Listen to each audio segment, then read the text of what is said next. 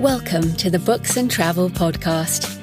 I'm Jo Frances Penn, thriller and dark fantasy author, bringing you escape and inspiration about unusual and fascinating places, as well as the deeper side of books and travel. You can find the episode show notes at booksandtravel.page, and if you enjoy thrillers set in international locations, download one of my ebooks for free at jfpen.com/free.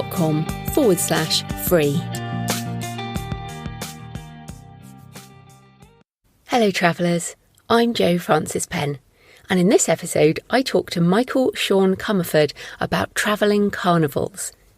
Sometimes you don't have to leave your own country to find a culture that is different from your own. And Mike talks about the unique language, lifestyle and attitudes of the Carnies, the people who work on travelling carnivals, how hard they work and why life on the road can be an attractive prospect, even while it has its inevitable dark side. We also discuss what freedom really means and why it's such a fleeting experience. This episode is a glimpse into a culture that we can only visit when we go to the carnival for a night, oblivious to what lies behind the lights and the spectacle. I hope you enjoy our discussion.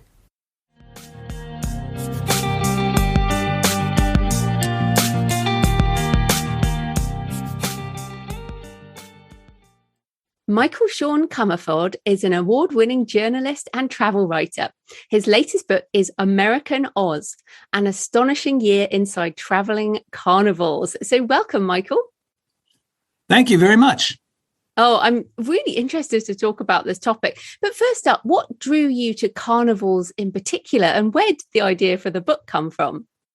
Well, I had graduated from college here in the United States, and I had no idea what I wanted to do. And I did something completely nonsensical, which is I decided to bicycle ride to Seattle, which is about a couple thousand miles, and from Chicago. And on my way, I stopped to work at a carnival for a weekend on the 4th of July in Cody, Wyoming. Interestingly enough, founded by Buffalo Bill Cody, who was the first showman in the Showman's League, the official association of traveling carnivals. But anyway, I stopped there. I worked the weekend in the carnival, and I met these incredible people that had their own language, their own history. They were living on the road. They were characters. And I go, I don't know what I want to do with my life, but if I ever write books, I think that this is really where the stories are. So it kind of was in my mind. I went off to become a journalist for almost 40 years, 30 some years. And I decided I wanted to come back and write books. And I remembered that vow to myself all those years ago in the Cody, Wyoming carnival. Maybe this is where the stories are. That's so interesting. So for 40 years, this kind of idea lay dormant. And what do you think brought the idea back? Well, the newspaper industry is kind of drying up, and I was looking for something else to do. And I was once again at almost the same crossroads. What do I want to do with the rest of my life? Because I wasn't going to make a good living anymore as a newspaper reporter. So I thought of books, and then I thought, well, why not start with, this is my first book, why not start with American Oz and go to a lot of carnivals and tell a lot of stories? Well, it is really interesting. But I want to that we have listeners from 177 countries on this show. Yes. So I actually wanted to start by asking about the carnivals in the USA, because you're in the USA, I'm in the UK, and our carnivals, we really call them fairs, I guess. And they're quite different, I think, to the USA. So what are the carnivals like, and what sets them apart from those other people might have seen in other countries? Well, when you see a fair versus a traveling carnival, you will think them pretty similar because of the rides and so forth, but they have very different histories. And I think one of the biggest things that sets them apart is language. There's something called Carney lingo on the internet by Wayne Kaiser, and he goes through the lingo of U.S. carnivals versus Canadian carnivals versus British fairs. And he doesn't touch on Australia, but Australia has its very own also traditions. And they have a different language. Here in the United States, it's kind of faded away, and I believe it has so in Britain too, but Kazarn is what they call it here in the United States, is a Carney language. And I think it's called Parlari there in Britain. I may be massacring it.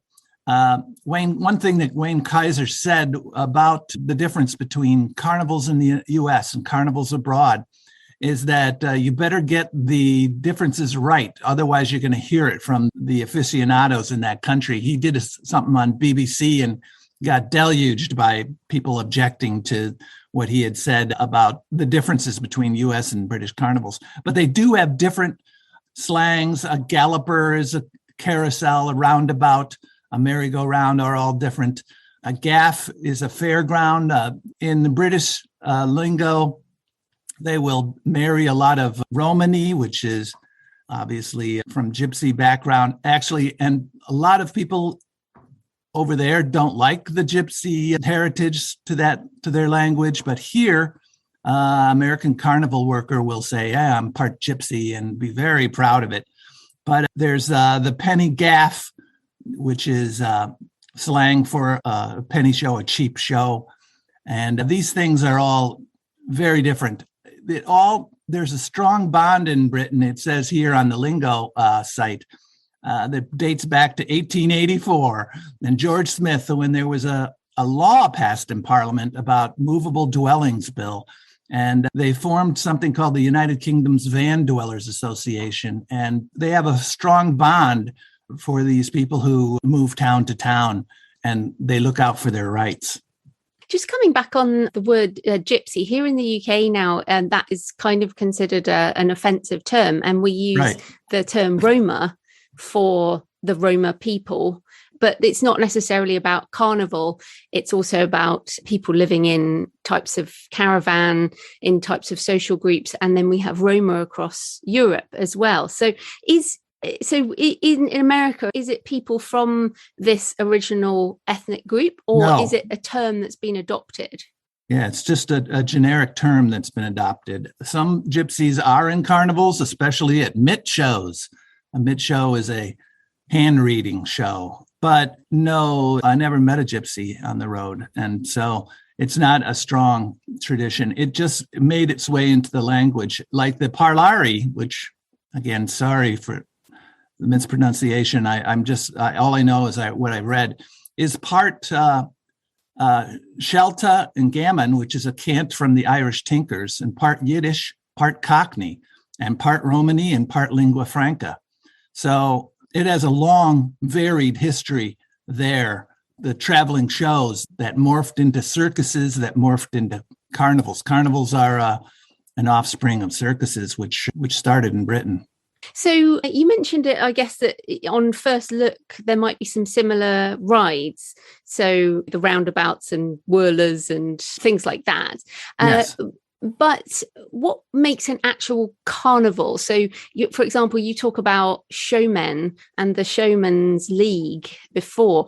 Is a sort of proper carnival, does it have humans displaying their strength or something like that? Well, they have some things like that, but basically the difference between a circus and a carnival is a circus is usually under a tent and has more animals. And a traveling carnival is a movable feast. The carnival, like in Venice and in old Europe and around the world, was connected to religious ceremonies. But after the 1893 World's Columbian Exposition in Chicago, where electricity was introduced to a midway concept, and people started bringing this midway concept and movable rides and food and entertainment on the road, town to town, like these traveling minstrel shows, but with rides and not a lot of animal acts, mostly some sideshows, quite a few sideshows. So the difference, they are related, but they're strongly different in that a circus will be under a tent and usually will show elephants and lions and acrobatics, and a traveling show is rides and games and sideshows. Well, in terms of the characters, in the book, you talk about Carnies, showmen, and sideshow freaks. And I think that brings up certain images in people's minds. So tell us about some of the people who stick in your mind in particular. Well, let me see. I want to back up because you were talking about the difference between the different countries. And a bally in the United States is a kamalyi. And that is something to bring people into your sideshow. So I have the Bally of American Oz. So from Alaska to Mexico, New York to Cali, from Dallas to Chi-Town. Hear my Bally, change your life. It was meant to be, win big money, free, free, free. Be shocked to be amazed on every page. Be younger, be smarter, in a tech age. Say no to the square life. Say no to the blahs. Say yes to the wonders of American Oz.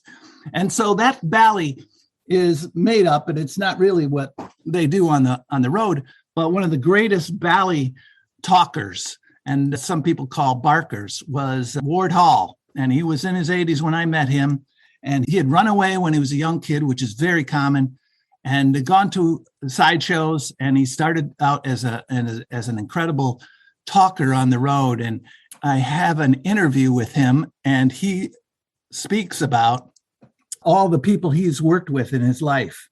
He said he had worked with giants, midgets, alligator men, bearded ladies, the monkey girl, pinheads, dwarfs, armless girls, the living half man, all these people he's worked with in the past. And he worked in Madison Square Garden, the Lincoln Center, and Carnegie Hall. He was inducted into every American Circus and Carnival Hall of Fame.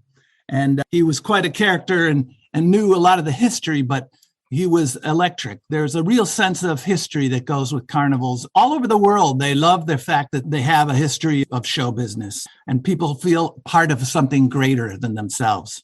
And it's so interesting because I feel like almost in my mind, there's the sawdust and the sweat because it's really hard work doing all these tents. And it feels like a sort of far removed from the places in America with people in their office blocks and things like this. Do these traveling carnivals visit the bigger cities, or is it more of a sort of smaller town thing? They were everywhere. I was in the big city here in Chicago. I'm now in LA, but when I started out, I was in Chicago, and I was at the Puerto Rican Fest. I was at Midway Plaisance in the University of Chicago. There were gang members all around me, and we were in the toughest of the toughest neighborhoods. And there was violence sometimes on the Midway. But then we were in a lot of small towns where we were the biggest event of the year. And then, of course, I went to several carnival state fairs, and they're the biggest event of the year in most states, most rural states anyway. And we were the carnival part. And we go into the Minnesota State Fair or the State Fair of Texas, which is 21 days and gets a couple million people to come. And so carnivals are very alive inside of other things, like they show up inside your small town annual festival. And then the carnival will come and add the carousels and the roundabouts and the Ferris wheels. And then your state fair, the traveling carnival will show up from the next state over and work your state fair and then work the next state fair.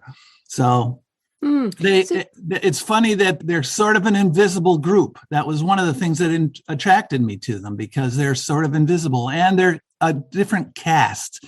There was a great book that was just written this year by Mary Wilkerson called Cast, and nominated for a Pulitzer. And it talked about how a caste system isn't only in places like India. It's here in America. And she talked a bit about how African Americans are a different caste, but I would argue also that carnival people are. They're the working poor and often looked down upon because they don't have health care and they may have bad teeth, or they are poor. And when they get drunk outside. So you don't see that middle class person getting drunk at home. You see them walking around on the carnival, and they're looked down on. And yet they are hardworking people with families. The people I knew were good, loving people, and they had lots of scoundrels too, just like in every other walk of life. So in terms of the hard working, I mean, I've seen the result of these carnivals, but it always looks like so much work to move all these big things around and put up stuff and try and bring everything in. And it looks kind of crazy work. So what kinds of work did you do, and how did it give you an insight into the way that the carnival works and kind of hides all of that from the customer? Well, no one's supposed to see how hard it is to do. I mean, even in book writing, people aren't supposed to see how hard it is to get to that smooth line or that clear insight.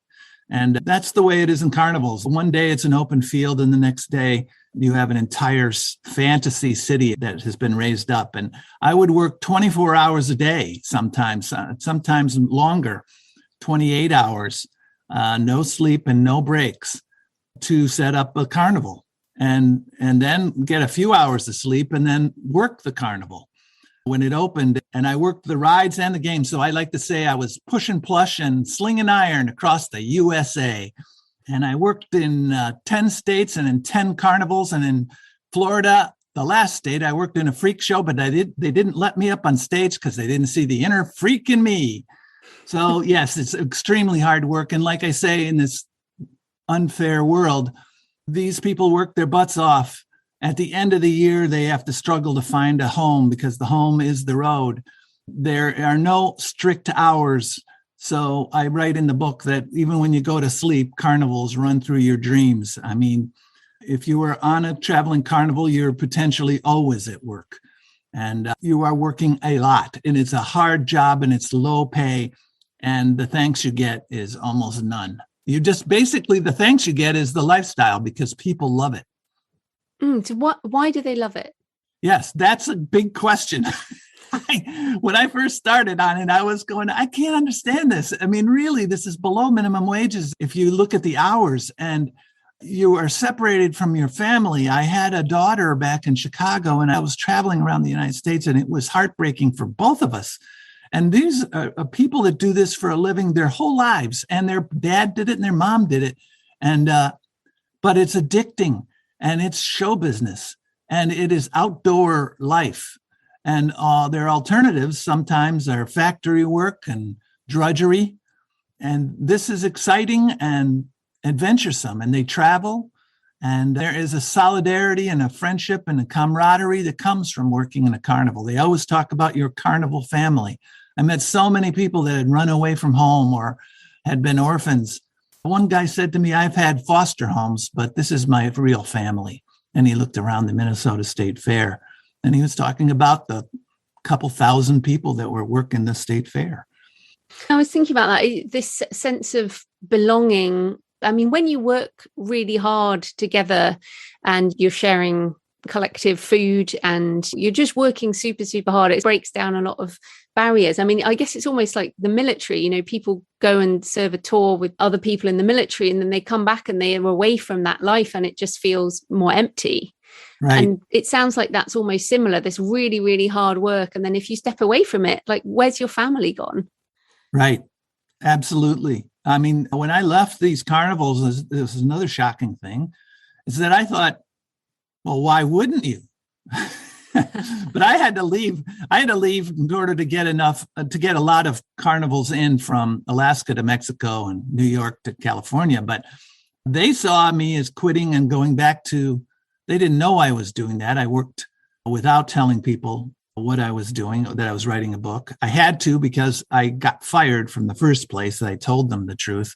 So I had to keep doing that. I call it being a spy. But when I left, everybody said, I'm sorry that you have to leave, that I was giving up on the good life.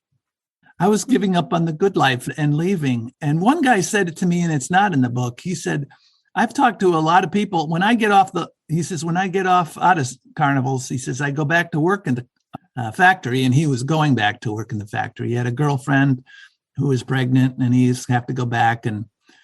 But he said, everybody I talk to who's ever been in a carnival always talks about how shitty their life is now and how great their life was. It's interesting. I think a lot about freedom and what does freedom mean? And, that's right. I mean, when you're working in these carnivals, like you said, you will sometimes working 24 hours a day. That's not freedom. That is working really hard for minimum wage, as you said. But then I guess that's like this climax of the event. And then you're pulling everything down again and you're on the road to the next place. And I guess there must be a sense of freedom in the lifestyle. And also, as you say, you're opting out of what most people do with their days, as in living in the same place and working the same job. And I can see how it would have a kind of freedom. Well, they think of it as free, that's for sure. And they think that their lives are free and they think they got it made. And we're the suckers, we're the marks. And they are with it, is the phrase. They're with it. And once you're not with it anymore, what is there? There is a lack of meaning out there because life seems to make sense in that insular world in there. And you're living in you're setting up a fantasy in all new towns everywhere you go, and everything is new, and there's new people every day. And if you feel free, you are, they feel free. And I take that back because some do burn out on it and then leave. And so there is dissatisfaction with every kind of life. I don't want to over romanticize it. Yes, well, that's important. And I did pick out a quote from the book where you said, where you find the greatest happiness, you find the most pain. So what was that darker side and some of the difficulties of the life? Well, there's addictions, there's violence, there's misbehavior. Some people go to carnivals to flee another life. And so some people are on the run. And so there are some criminals in there. And there's abuse and there's homelessness after the year, the caste system, like I say. And most people by the end of the year are broke. And so by the end of the year, some carnivals will save your money for you if you stay there for the whole year, and they'll give you a week or two of pay that you would have spent, but they ended up saving for you. A couple carnivals will do that. And oftentimes at the end of the season, you're broke again and you've got to wait through the winter season. They call winter quarters. And you go back to your family's home or you do whatever. Some people went back to jail. Some people used the 3 hots and a cot to go back to jail. But most people go back to their family and live with them and do nothing. The Mexican Carnies, which make up in some cases half or more of the big carnivals, they go back to their homes in Mexico and there's no work for them for the next 2 to 3 months until they come back to the United States. And this is that dormant period of nothing to do and your savings going away to nothing. And every year you're not advancing, you're not building on something that has to wear on a person, because really, unless you're an owner of a ride or of a carnival, things aren't getting better for you every year. Yes, and that's painful. Yeah, and I guess it's that sort of living for the next high of the next performance and the lights and the smells and the action and the new people. Those of us who go to carnivals, we enjoy going because it's like this escape from real life and it's just pure entertainment and sugar high. And absolutely. I can see how sort of being part of that, it's like, well, it's bad today, but there'll be another carnival and there'll be another high. But this is so interesting because it's sort of unrecognizable to most people's life. But I wanted to come back to something you talked earlier on about the history being connected to religious kind of ceremonies. And one of my favorite TV shows that actually got cancelled was HBO's Carnival, which was very much the supernatural and mythological aspects of Carnival. And I just loved that show. And it was about a traveling carnival and the people who worked that. So did you glimpse that side of things, a religious or supernatural, or the superstitions and customs in a non-physical sense, I guess? Well, absolutely. Ward Hall talked about that when I interviewed him. The Vatican they appoint a priest to traveling carnivals in the United States. They call him a carny priest. And the most recent one just died of COVID. I don't know who the next one is going to be, but at different state fairs, they have Protestant preachers that come by our tents. And when I was down in Mexico, I went to an evangelical gathering where people were speaking in tongues and fainting. And the preacher was talking about Exodus and about the traveling Jewish experience in the Bible to these traveling carnival people down in Mexico. There's a town in Mexico where all the men leave once a year. It's called Tlapacoyan, to work up in carnivals in the United States. And when they go back home, there's nothing to do. And then they go to, in this case, I went down there to see them, and they went to an evangelical gathering. And so there's this yearning in general through humanity to find something transcendent. And that's not absent in carnivals either. And so they have their priests and they have their preachers and they have their own beliefs. The priest doesn't travel with your carnival. And usually there isn't time enough to go to church on Sunday. So, but almost everybody is religious. And I had to cover that part because that's something in people's lives. They yearn for figuring out who they are in this world, where do they fit in? And carnival people aren't any different. They're just doing it on the move. Well, that's the Christian side, absolutely. But what about things like tarot or palm reading and the occult side that people often expect at a carnival? There is some belief in that, and I didn't see a ton of it. I saw some belief in juggalos, which are the insane clown posse. They had a rock band and still do, and they believe in a dark carnival where there's a murder carousel and people dress up in clown masks, and people show up at carnivals that way. And some carnival people like wearing their shirts, but I didn't see a ton of occult or any of that. But I also didn't partake in the drugs and alcohol either. So I missed some of the experience, but well, you might not have remembered it. Yeah. If you had partaken.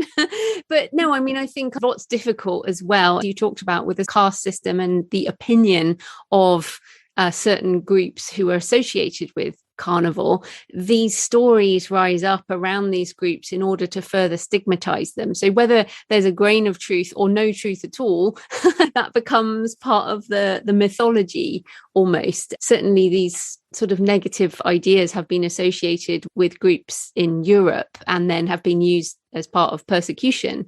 In the Second World War, Hitler sent a ton of Roma to the camps, and carnival people, and he stopped carnivals. Yes, exactly. And, so there's definitely an aspect there of prejudice, but no, I find that really interesting. So I did actually just want to change tack because we're almost out of time. And as you talked about, you've bicycled across the US, you've hitchhiked a lot, you've traveled to almost 100 countries.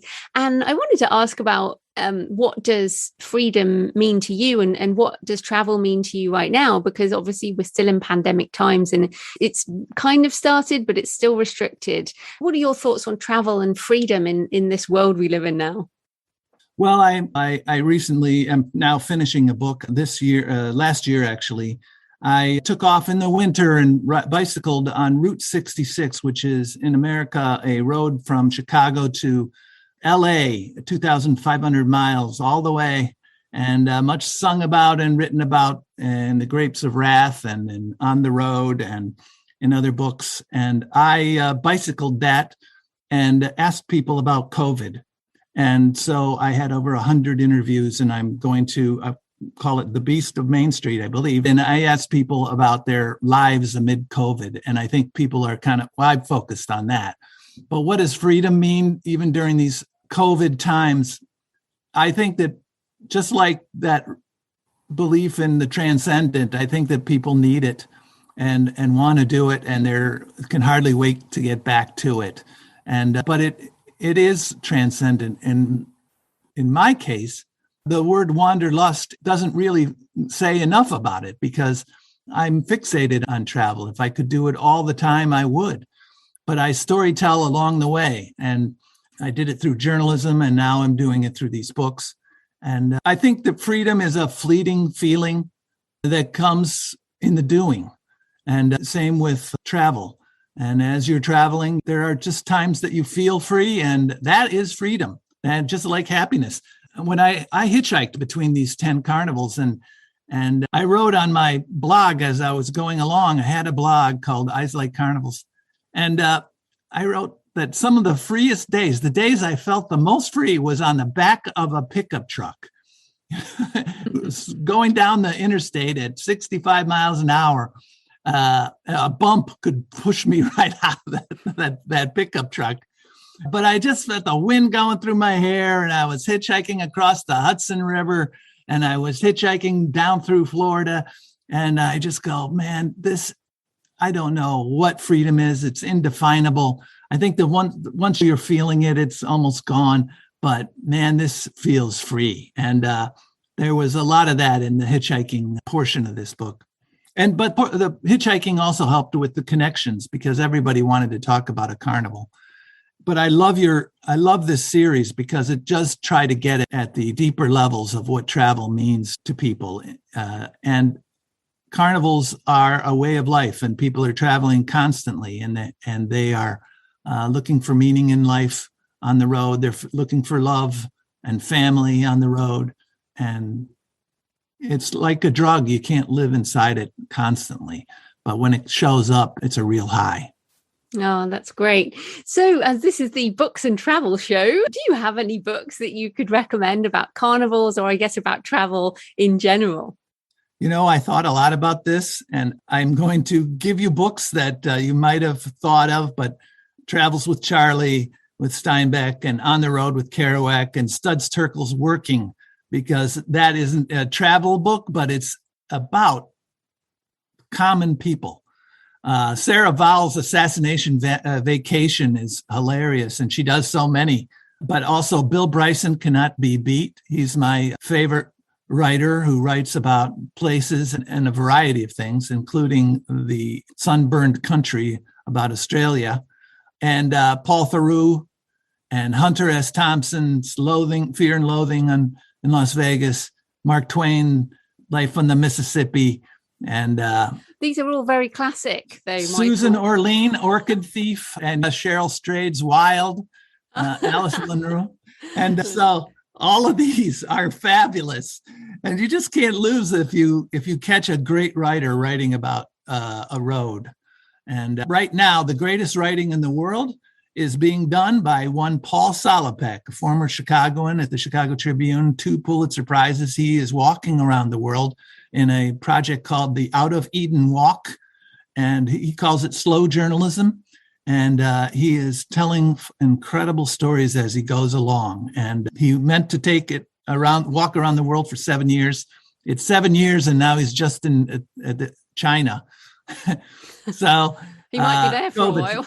COVID slowed him down, but he is a wonderful writer. And if you take one thing away from my recommendations, it's get online and check out of Eden Walk by Paul Solopek. Brilliant. So where can people find you and your books online? I'm at michaelseancomerford.com. And you can find me anywhere if you just put in American Oz by Michael Sean Comerford, and then pretty soon it'll be Beast of Main Street.